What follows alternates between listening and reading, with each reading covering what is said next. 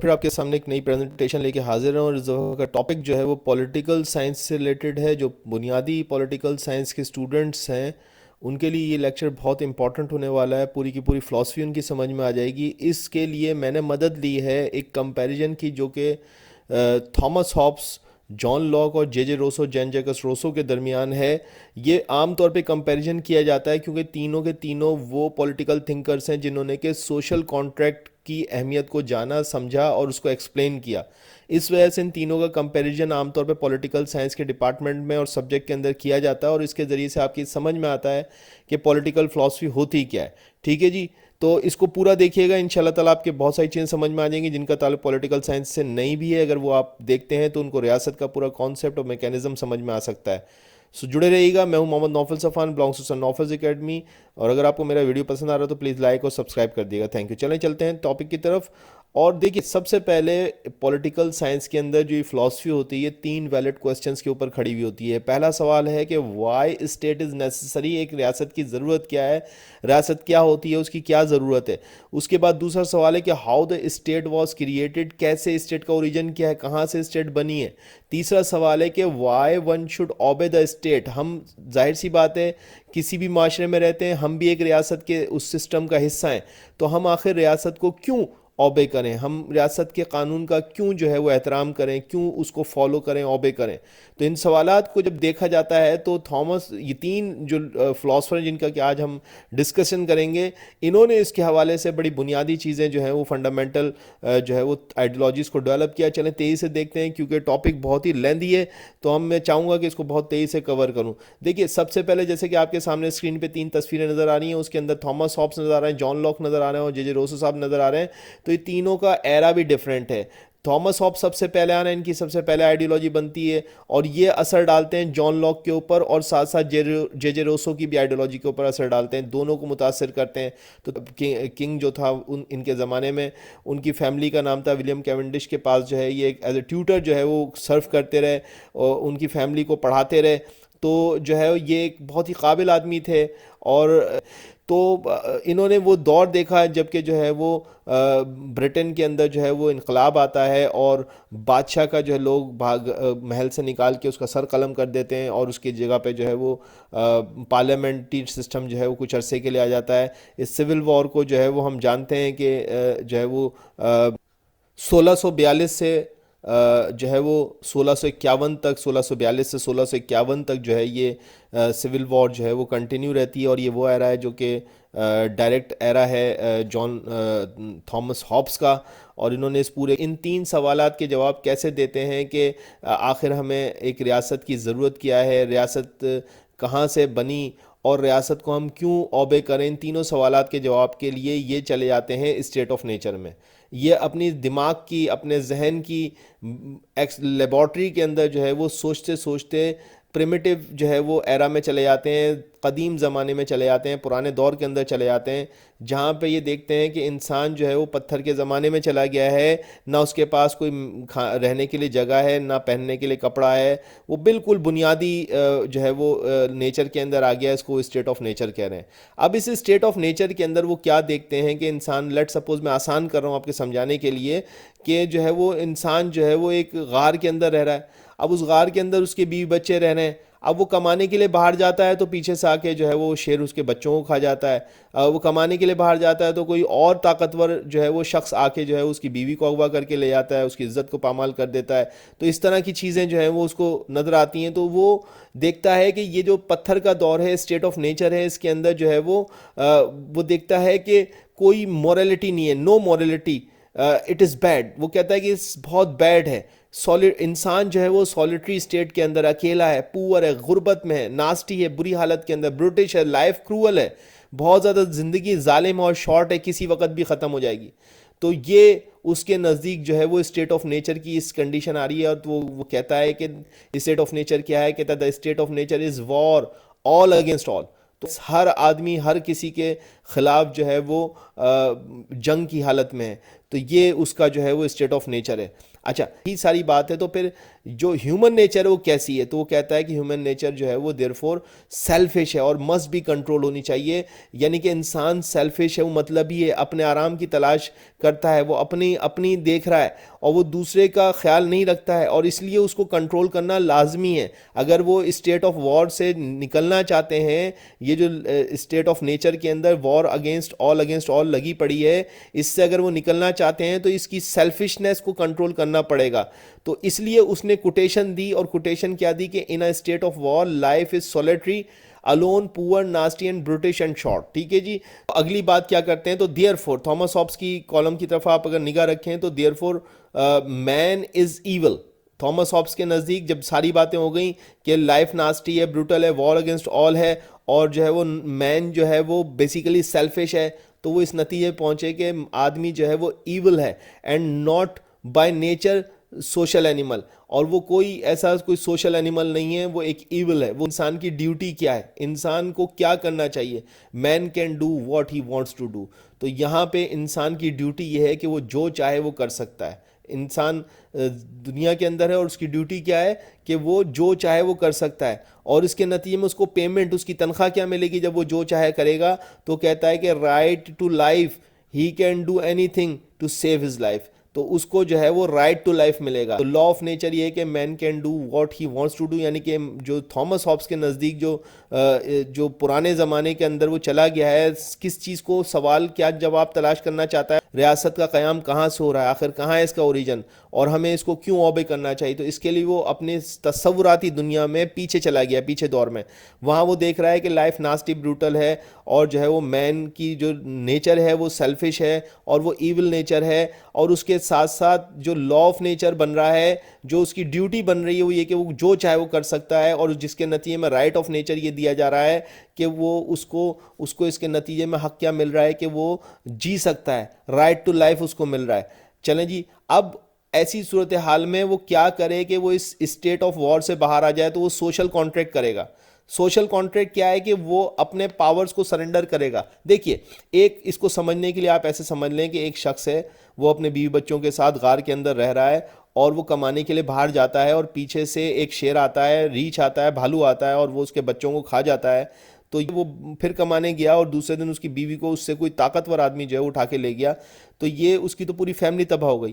تو اب وہ کیا کرے؟ تو پھر ہوتا یہ ہے کہ اس آس پاس کے علاقے کے اندر موجود لوگ مل جاتے ہیں، 10 15 20 لوگ ملتے ہیں، اور پھر وہ طے کرتے ہیں کہ 10 آدمی جو ہے کمانے کے لیے جائیں گے اور 5 آدمی چوکیداری کریں گے سب کی بیوی بچوں کی. تو اس طریقے سے ایک سوشل کانٹریکٹ ڈیولپ ہوتا ہے، اور اس سوشل کانٹریکٹ کے اندر جو ہے وہ پاورز کو سرنڈر کیا جاتا ہے. ظاہر سی بات ہے، آپ اپنے بیوی بچوں کو کسی اور کو دے کے جاتے ہیں، اپنے رائٹس کو جو ہے وہ کسی اور کو دے جاتے ہیں، اپنے پاورز کو سرنڈر کرتے ہیں، کسی اور کو پاورز دے جاتے ہیں وقتی طور پہ. کیوں کہ آپ چاہتے ہیں کہ اس طریقے سے آپ جو ہے وہ بہتر لائف گزاریں، اسٹیٹ آف وار سے باہر آ جائیں. تو اس کے لیے پھر جو ہے وہ آپ پاور کو سرنڈر کرتے ہیں.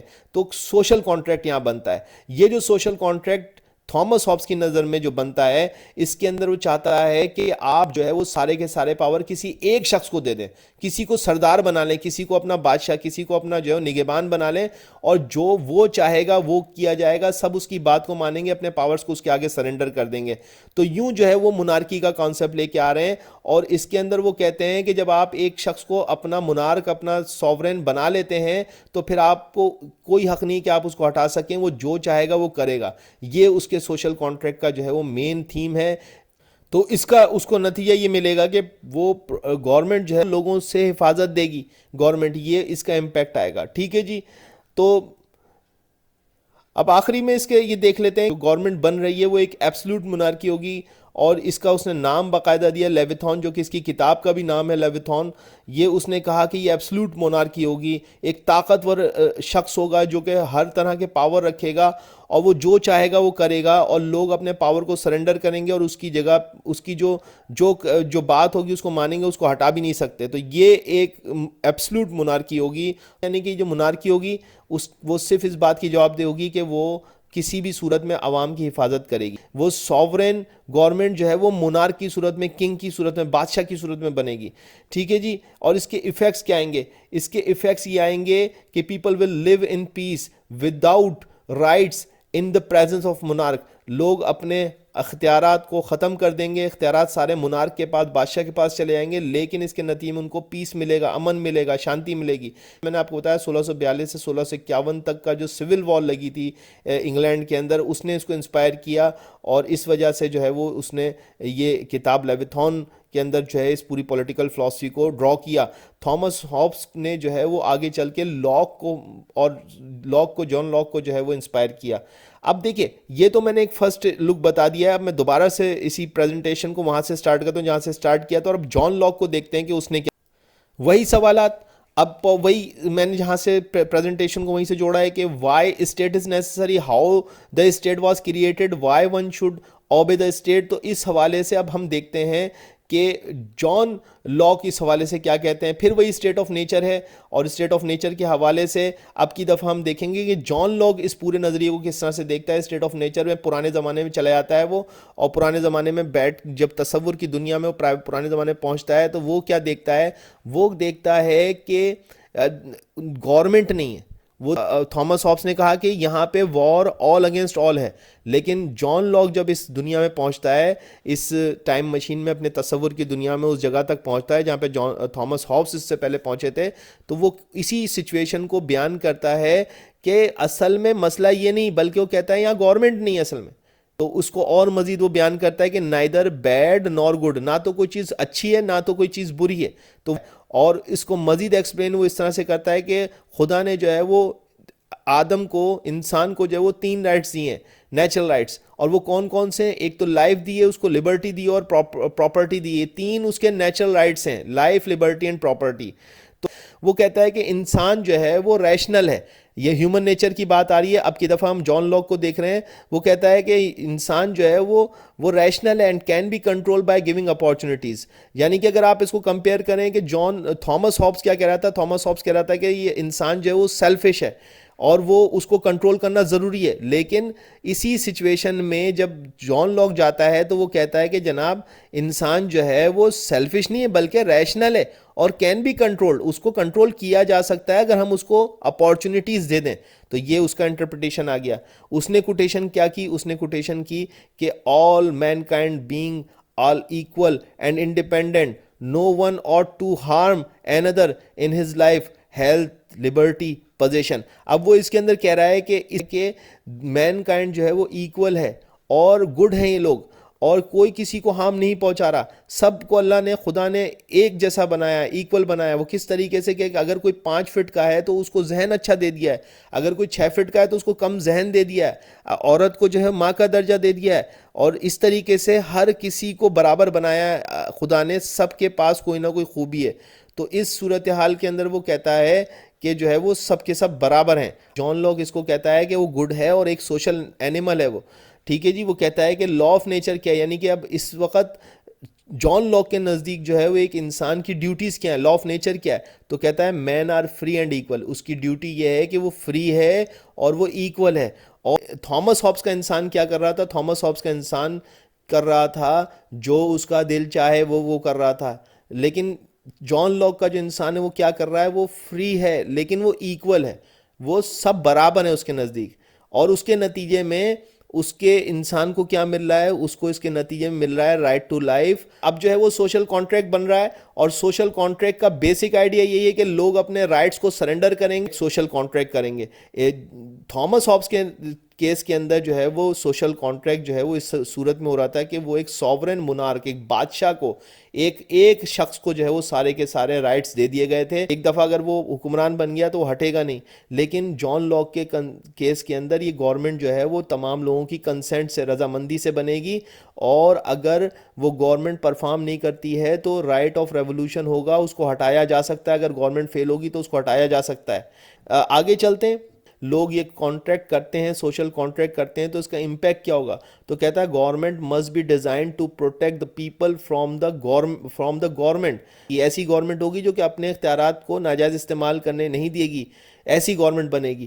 حالانکہ دوسری طرف جو تھامس ہابس کا جو گورنمنٹ تھی وہ بھی لوگوں کو پروٹیکٹ کر رہی تھی, لیکن وہ کسی کے آگے جواب دہ نہیں تھی. یہاں پہ جو ہے وہ گورنمنٹ جواب دہ ہوگی, وہ لوگوں کو پروٹیکٹ بھی کرے گی اور اپنے اختیارات کے ناجائز استعمال سے بھی لوگوں کو بچائے گی. ٹھیک ہے جی. یہ جو گورنمنٹ بنے گی کس طرح کی بنے گی, تو وہ کہتا ہے کہ گورنمنٹ سیلف گورنمنٹ ہوگی اور ریپرزنٹیٹیو ڈیموکریسی ہوگی. اس کو میں ریپرزنٹیٹیو ڈیموکریسی کو اگلے 5 منٹ میں آگے چل کے بیان کروں گا. ابھی فی الحال آپ یہی سمجھ لیں کہ یہاں پہ جو گورنمنٹ بنے گی وہ ریپرزنٹیٹیو ڈیموکریسی ہوگی. یہ ریپرزنٹیٹیو ڈیموکریسی بالکل ایسی جیسے پاکستان اور ہندوستان کے اندر جیسے ریپرزنٹیٹیو ڈیموکریسی ہے, تو یہ وہ ڈیموکریسی کی بات کر رہا ہے. ٹھیک ہے جی. اور یہاں پہ اگر آپ تھامس ہابس کو کمپیئر کریں تو یہ بالکل ایبسلوٹ مونارکی ہے. یہاں پہ بادشاہت ہے جیسے کہ سعودی عربیہ میں اس وقت موجود ہے یا جیسے کہ عرب ایمریٹس میں اس وقت موجود ہے, تو یہ ایبسلوٹ مونارکی والا سسٹم جو ہے وہ تھامس ہابس دے رہا ہے گا.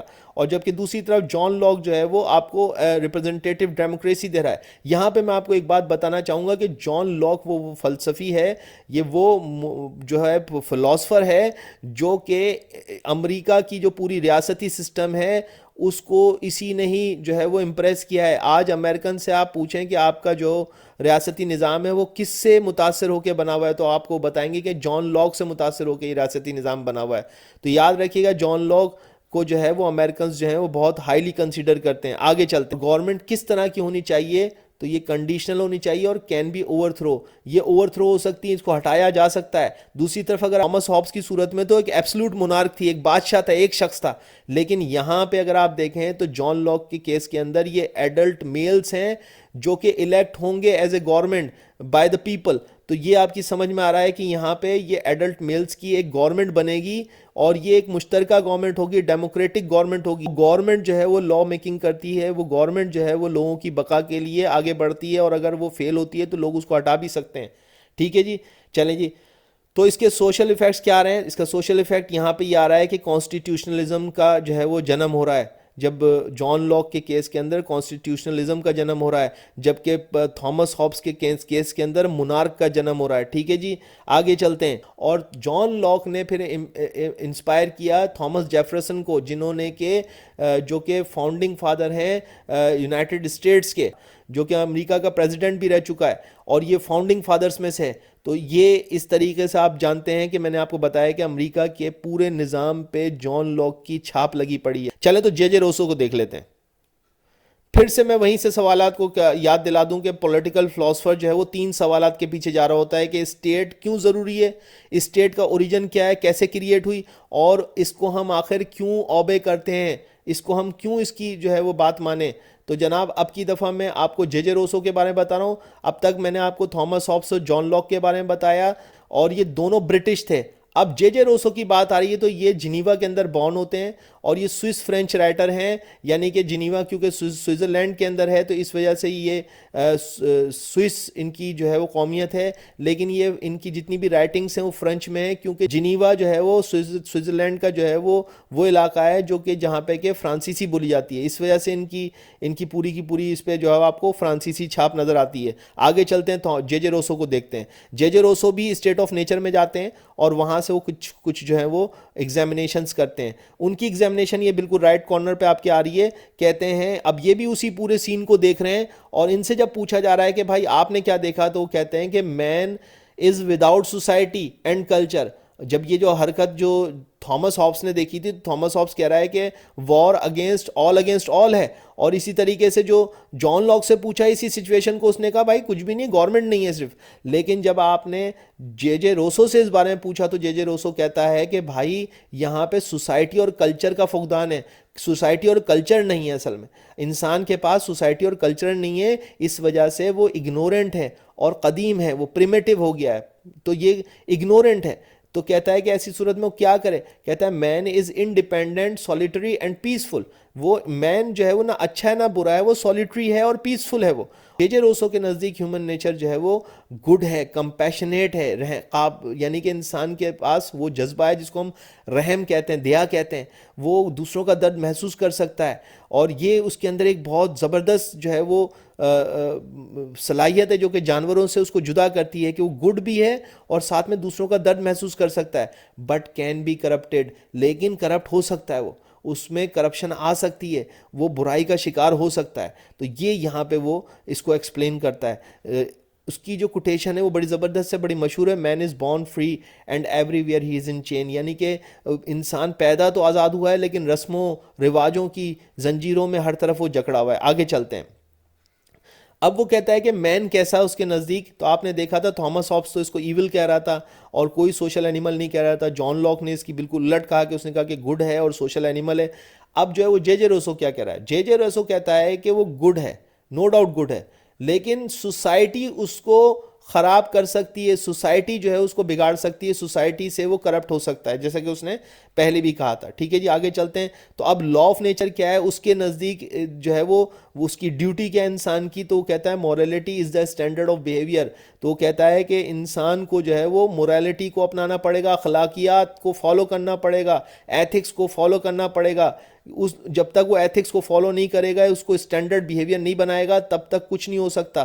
تو اس کی یہ ڈیوٹی ہوگی، اور جب وہ یہ ڈیوٹی پرفارم کرے گا تو اس کو اس کے نتیجے میں کیا تنخواہ ملے گی، کیا پگار ملے گی، کیا اس کو پیمنٹ ملے گی، یہ اس کے رائٹ آف نیچر ہو جائیں گے، اور وہ یہ ملیں گے کہ do what you want to do but not harm each other, اور اس کے نتیجے میں وہ اس کو یہ ملے گا کہ وہ جو چاہے گا وہ کرے گا۔ جب وہ مورالٹی کو اسٹینڈرڈ بیہیویئر بنا لے گا تو وہ جو چاہے گا اس کو وہ کرے گا، لیکن کم از کم وہ کسی کو نقصان نہیں پہنچا سکتا۔ یہ اس کی جو ہے وہ پیمنٹ ہوگی۔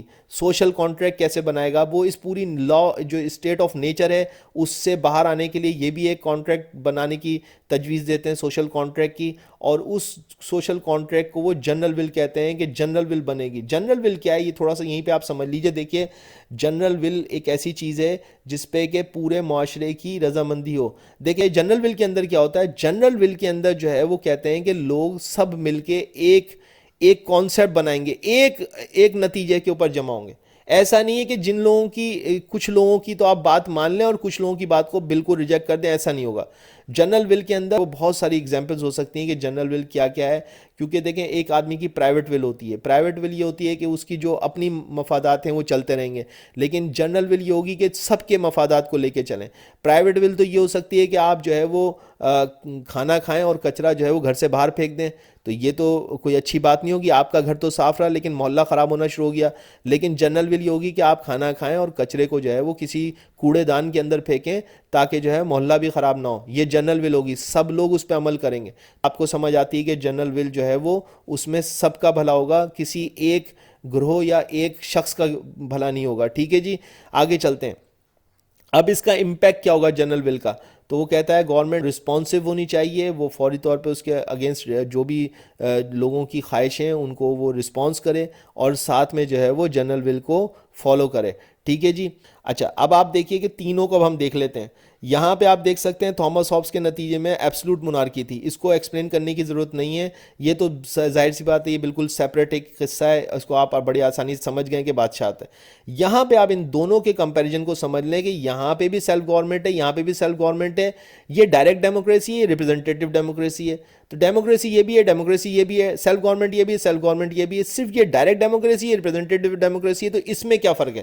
تو دیکھیے ریپرزنٹیٹیو ڈیموکریسی کے اندر لوگ جو عوام ہے، جو جنتا ہے، وہ ووٹ کرے گی کسی ایک ریپرزنٹیٹیو کو، ایک ایم این اے یا ایک ایم پی اے کو جو ہے وہ ووٹ کرے گی، اور وہ M N A M P A جا کے جو ہے لا میکنگ کرے گا اسمبلی کے اندر جا کے۔ ٹھیک ہے جی، تو یہ جو ہے وہ رولز یہ بنائے گا، یہ شخص جس کو کہ جنتا نے، عوام نے، جس نے ووٹ دیا ہے، وہ جا کے جو ہے وہ لیجسلیچر کے اندر جائے گا اور وہاں پہ جا کے لاز اور رول بنائے گا، عوام نہیں بنائے گی، جنتا نہیں بنائے گی۔ ٹھیک ہے جی، دوسری طرف جو ڈائریکٹ ڈیموکریسی ہے، اس کے اندر جو پیپل ہیں، جو عوام ہے، وہ ووٹ دے گی اور ووٹ دے کے خود سے لاز بنائے گی، بیچ میں کوئی بندہ نہیں ہوگا، وہ خود جو ہے وہ جو بھی ملک کے قانون بن رہے ہیں وہ عوام کی خود کے لاس جو ہے وہ ووٹ سے بنیں گے۔ تو یہاں پہ بیچ میں ریپرزنٹیٹیو ہے، یہاں پہ ریپرزنٹیٹیو نہیں ہے، اسی وجہ سے یہ ریپرزنٹیٹیو ڈیموکریسی ہے اور یہ ڈائریکٹ ڈیموکریسی۔ یہاں پہ جو قانون سازی ہو رہی ہے وہ قانون سازی جو ہے وہ عوام خود کر رہی ہے، اور یہاں پہ جو قانون سازی ہو رہی ہے اس کو ان کے ریپرزنٹیٹیوز جو ہیں وہ بنا رہے ہیں۔ تو اور اسی وجہ سے یہ ریپرزنٹیٹیو ڈیموکریسی اور ڈائریکٹ ڈیموکریسی ہے، اور یہ جو ڈیموکریسی، جو ریپرزنٹیٹیو ڈیموکریسی ہے، بہت بڑے پیمانے پہ ہوتی ہے۔ اس اس کے لیے آپ بہت بڑے ایریے بڑے اسکیل کے اوپر چلے آتے ہیں تو وہاں پہ آپ کو ریپرزنٹیٹیو ڈیموکریسی چلانی پڑتی ہے. دوسری طرف یہ جو ڈائریکٹ ڈیموکریسی ہوتی ہے یہ چھوٹے پیمانے پہ ہو سکتی ہے, کسی چھوٹی کانسٹیٹوئنسی کے اندر چھوٹے شہر میں, یا بلدیاتی جیسے آپ نظام دیکھتے ہیں وہاں پہ آپ دیکھتے ہیں کہ لوگ جو ہیں وہ اپنے کام کر سکتے ہیں. لیکن جب بڑا اسکیل ہوگا تو وہاں پہ ہی ریپرزنٹیٹیو ڈیموکریسی ہی کار فرما ہوگی, اور جو ڈائریکٹ ڈیموکریسی ہے یہ چھوٹے اسکیل پہ زیادہ مفید ہوگی. تو اب آپ کی سمجھ میں آ رہا ہوگا کہ کس طریقے سے سیٹ اپ پورا بنا ہوا ہے. تینوں کا آپ کے سامنے کانسیپٹ آ گیا. کیا تو جے جے روسو کو تھامس ہابس نے انسپائر کیا, لیکن تھامس ہابس سے انسپائر ہونے کے باوجود جے جے روسو نے بہت ساری جگہوں پہ اس سے بہت کھلا اختلاف کیا ہے. بہرحال اسی کی آئیڈیالوجی کو اس نے اپنے طریقے سے امپروو کیا ہے. اور جے جے روسو نے کس کو انفلوئنس کیا؟ جے جے روسو نے جو ہے وہ فرینچ ریولوشن کے جو لیڈرز تھے ان کو بہت ساری باتیں جو ہے وہ سکھا گیا, جس کی وجہ سے فرینچ ریولوشن کے اندر آپ دیکھتے ہیں کہ جے جے روسو کی ہی آئیڈیالوجی کو ان لوگوں نے یوز کیا. So dear students, I hope کہ آپ کو یہ پورا کا پورا سیٹ اپ سمجھ آئے گا. اگر آپ کو سمجھ آیا تو پلیز لائک اور سبسکرائب کر دے گا. Thank you.